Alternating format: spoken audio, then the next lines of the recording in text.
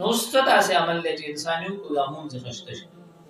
نو کوم سړی چې وایي چې زما د نیکو اعمالو طرف ته شوق وي او زما زړه ته سکون وي، زما په مونږ کې د توجه الله ته برابر وي، بس الله په قران کې دا غي ذکر کړی دی چې تاسو په کثرت سره سکوي ذکر کوئ. اوس یو سړی وایي په کثرت سره د ذکر د مونږ د توجه سره څه تعلق دی؟ تعلق شته. یو سړی دی الکان نګور امتحان تی اخلي د پولیس لپاره دا غلا بار نو لکه ومنډه برابر وي، بیا ترای باندې وځي ومنډه وي چال ته ومنډه وهلې شم. نو ګور الته د منډه امتحان دې څه کوي؟ منډه وي پریکټس کوي.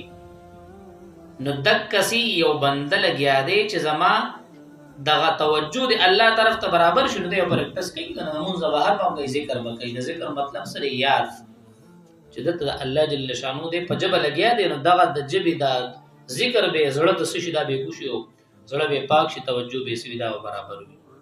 که وسړی وای چې زما زړه ته سکون حاصل شي، نیک اعمالو ته مې شوق پیدا شي او زما د توجه برابر شي، زما د حافظه برابر شي، دې په کثرت سره سکی دا ذکر په کثرت سره سکی ذکر کوي.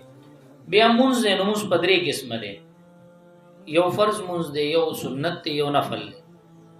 نو سمونځونه داسې چې هغه د فرض وي. د فرض مطلب سره چې دا لازم دي، هر څوک به کوي او کوغه دې نه کو نو ډیر لوی سزا به ملاويږي. نو د بنده اختیار پای کې نشته، دا خبره به نشته چې او دې کو نو بس او دې کو دې نه کو نو بس او دې نه کو کنه نه بس خامخا هر سړی به کوي. ان تر دې ک پیغمبر مینو دا فرض عمل چې الله مقرر کړی دا پیغمبر به کوي. یو ولی دې صحابي دې تابعی دې بم دا فرمونځ نو چاته بکی اختیار نشتا. فرض لازم دی، صحیح شو کنه؟ دا هم په هر حال کې د فرض مثال لکه د قرض دی، دا نه معاف کیږي. یو سړی مونږ نه دي کړی توبه وکړو الله به ګناه ورته معاف کړي، خو مونږ په توبه هغه مونږونو قضا به بیا دی خامخا کوي. صحیح شو؟ یو سړی مړ شو او مال اشته نو سو د مونږ هغه فدیه به ورکړي کنه. دویم نمبر سنت مونږ دي.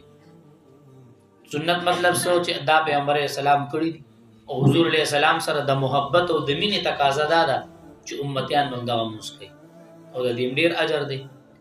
لکه موږ دول سنت مؤکده کوو، صحیح شو؟ د سحر 2 رکعات سنت دي، بیا ماسپخین 4 رکعات سلور رکعات لومړنی سنت، صحیح شو؟ د ماخام هغه 2 رکعات سنت، د ماسوتن هغه سنت چورږي.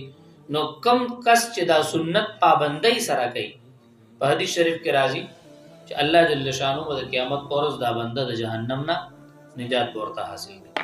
دریم نمبر دی نفل منځونه. اوس نو نفل مطلب څه دی چې د پدې کې بنده ته اختیار دی، بنده ته کوي کو نو ثواب دی، کوي نه کو نو ثواب ورته حاصل نشي، نور څه سزا به